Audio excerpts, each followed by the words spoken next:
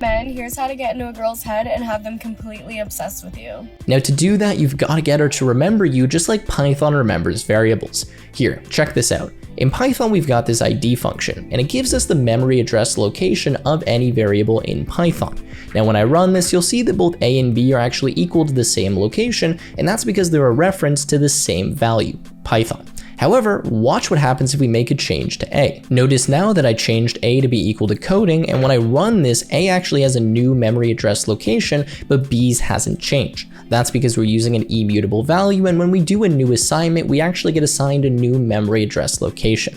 However, everything changes if we use something like a list, which is mutable in Python. So we have the same example, but this time with A equal to a list. When I run this, we see that we have the same memory address location because they're pointing back to the same object. And now if I make a change to A and append 1 to it, watch what happens with the memory address locations.